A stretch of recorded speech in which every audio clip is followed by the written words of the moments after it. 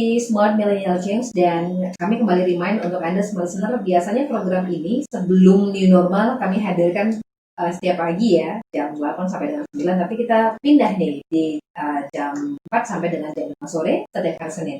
Yang pasti masih bersama dengan Pak Darwin, Eskom Mkom CBS, yang merupakan manajemen dari representatif dari Randa Time dan juga dosen dari Microskill.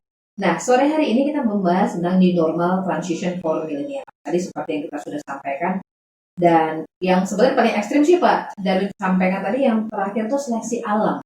Nah, akhirnya siapa yang kuat, dia yang bertahan. Kurang lebih begitu ya Pak ya. Nah, tapi bagaimana Bapak melihat new normal ini untuk bidang-bidang tertentu Pak? Misalnya ekonomi, pendidikan, karir dan sebagainya Bapak melihat. Oke, saya mulai dulu dari pendidikan. Oke. Pendidikan itu adalah modal dasar kita menjadi seorang manusia yang sebetulnya. Dalam proses menghadapi new normal ini, itu berarti kita udah mulai masuk, mulai berinteraksi, berkumpul dengan orang lain. Selama kita work from home, kita nggak tahu apakah orang itu menjadi aktif atau pasif. Kalau memang orang itu aktif, dia pasti memanfaatkan situasi itu sebaik-baiknya, yaitu belajar. Jadi mengumpulkan ilmu sebanyak-banyaknya, supaya nanti pada saat new normal dia bisa fight. Bagaimana kalau memang kita itu sudah ketinggalan, tetap ketinggalan? Jadi solusinya adalah kita harus terus belajar mengejar ketinggalan yang ada.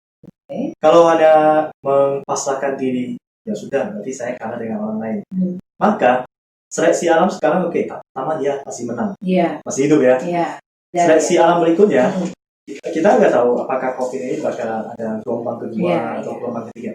Dan memang ya kita tentunya berharap nggak ada lagi lah gelombang kedua, gelombang ketiga. Semuanya selesai. Perlahan-lahan yang penting kita tetap physical distancing sampai jelas semuanya. Tapi dalam sebagai manusia kita harus berpikir kritis walaupun kondisinya itu sedang normal. Bayangkan seperti yang dibilang Pak Presiden kita harus bisa berpikir dalam kondisi krisis supaya kita bisa memaksimalkan potensi kita. Apapun ceritanya, tidak ada alasan. Kita harus berusaha memajukan. Kalau memang dunia pendidikan, ya udah, kita harus mengejar ketinggalan. Keterbatasan, paling enggak kita kan seorang adalah manusia, apalagi milenial. Dia mempunyai kemampuan problem solving, kemampuan analisa, learning mastery. Jadi dari semua itu harusnya secara mandiri pun dia bisa. Bayangkan kalau misalnya seseorang dilempar ke satu hutan, dia nggak bisa apa-apa ya, dipastikan kan meninggal. Tapi kalau dia bisa bertahan hidup, dia akan mencari daun, dia manjat pohon, mencari makanan, masak sendiri, dia akan bertahan hidup. Dan bahkan bisa jadi dia menjadi nyaman dengan suasana di hutan. Ya sama, apalagi kita itu milenial, harusnya melek terhadap kehidupan kita ini gimana? Karena era itu udah berbeda. Ini adalah era industri 4.0. Saya sebelumnya, saya kan pernah membawa konten tentang era industri 4.0. Bayangkan yang sekarang ini udah kayak gimana? Apakah masih dalam era industri 4.0 atau bahkan udah masuk ke 5.0 itu yang pernah kita bahas? Jadi kalau untuk contohnya mahasiswa, untuk mereka ketinggalan ya sudah, coba belajar, tanya, mandiri, harus terus aktif. Karena manusia itu harus bisa belajar, ya paling nggak menjadi seseorang yang hebat. Itu butuh waktu ya, berjam-jam, dia harus bisa. Nggak, usahakan dalam sehari itu sisihkanlah 10 jam atau lebih baik 12 jam untuk upgrade diri. Jangan terlalu terikat di dalam rutinitas, karena rutinitas itu sesuatu yang useless, saya bilang. Kita harus pikirkan, rutinitas diubah menjadi sesuatu yang modular. Nah, saya ada 2 istilah, ada namanya interdependent dengan modular. Kalau interdependent, semuanya itu saling berhubungan, berkaitan, sehingga ya udah, saya nggak bisa napa-napain sebelum orang lain bisa mengerjakannya terlebih dahulu. Kalau memang sistemnya sudah modular, maka itu udah lebih mudah, lebih fleksibel, lebih optimal dalam menyelesaikan segala sesuatunya. Nah, jadi kita harus berpikir modular thinking. Itu adalah salah satu modal awal menuju creative thinking. Nah, setelah dari creative thinking, yaitu problem solving thinking. Problem solving thinking yang lebih tinggi lagi, yaitu value thinking.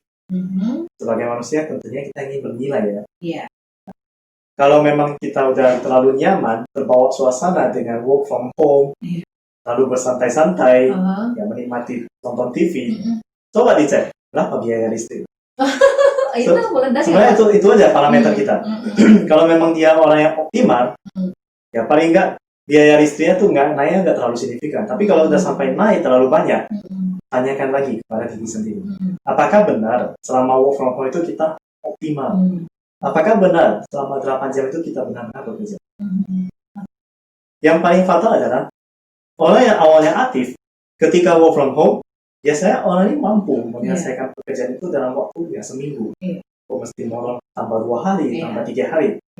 Bagi saya itu adalah sebuah big question. Kenapa? Sebelumnya kamu bisa. Padahal kalau saya pribadi work from home, itu berarti kan saya bebas.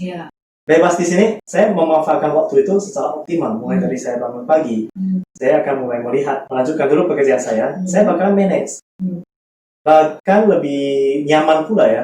Saya mampu kompresi waktu yang biasanya 8 jam saya selesaikan. 4 jam udah bisa saya siapkan. Nah, sisanya itu gimana? Ya udah saya belajar, upgrade. Kita sambil belajar, bekerja. Itu kita menjadi seseorang yang super power. Kita akan merasakan perbedaan itu yang signifikan. Nah, itu manfaat selama work from home.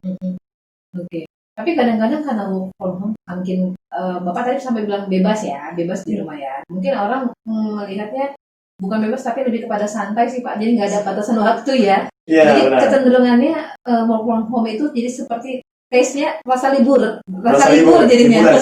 Kerja di rumah rasa libur sebenarnya. Gimana Pak? Kembali kepada kejujuran kita.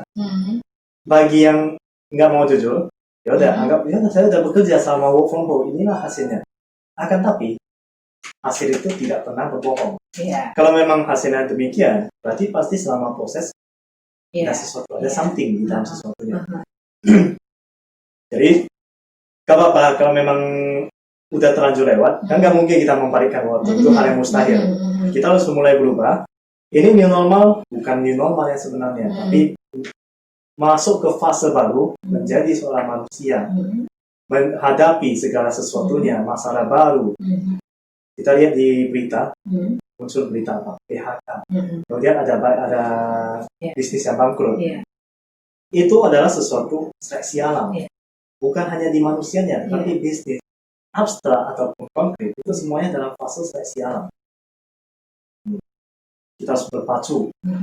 Menjadilah seorang learning mastery. Kita harus mampu solve, everything must be solved, dan semuanya harus dioptimize. Tidak boleh menyayangkan, aduh kemampuan saya hanya sampai segini. Tidak mungkin. Kalau memang manusia ada kemampuan hanya sebatas sana, pikiran kita itu untuk ya kan? Kita diberikan otak, kita punya kemampuan lengkap badan jasmani. Jadi di sana kenapa nggak kita gunakan? New normal gitu loh, new life. New normal di dunia pendidikan artinya ada banyak hal yang perlu diadaptasi. Ini 3 bulan sudah berlalu. Mungkin dunia pendidikan masih terus belajar dari rumah ya Pak ya.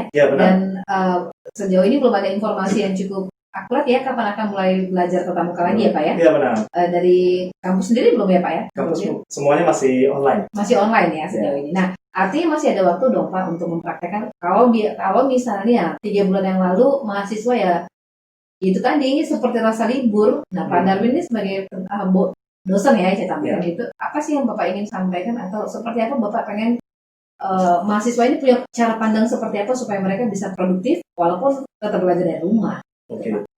Ada 4 pandangan. Yang pandangan pertama adalah kita harus berpikir work view, berpikir luas, berpikir keluar dari kotak, out of the box. Kira-kira apa yang mau kita capai kalau dari dunia pendidikan harus punya goal dalam satu mata kuliah. Yang kedua adalah setelah saya udah tahu apa yang mau saya capai, poin-poin apa yang penting yang seharusnya saya pegang, saya genggam, itulah sebagai modal saya menuju ke dunia profesional. Kemudian yang pandangan ketiga adalah elemen. Kita mulai masuk. Nah, di sanalah kalau kita mulai belajar. Apa yang tidak kita mengerti, dicatat. Kebanyakan orang itu sekarang malas untuk mencatat. Bahkan pulpen aja nggak punya ya. Udah lupa. Oh ya, pulpen itu apa? Ada yang pakai lupa ya? Udah lupa, bukan pengen udah takut tangannya. Kita harus budayakan kembali hal-hal yang paling basic. Karena everything udah back to basic semuanya. catat apa yang kira-kira menjadi masalah saya, Mhm. apa kekurangan saya, itu semuanya dicatat. Tanpa adanya catatan, itu semuanya. Oke. Setelah dicatat, baru kemudian kita solve. Apa yang belum kita miliki, kita kejar. Oh.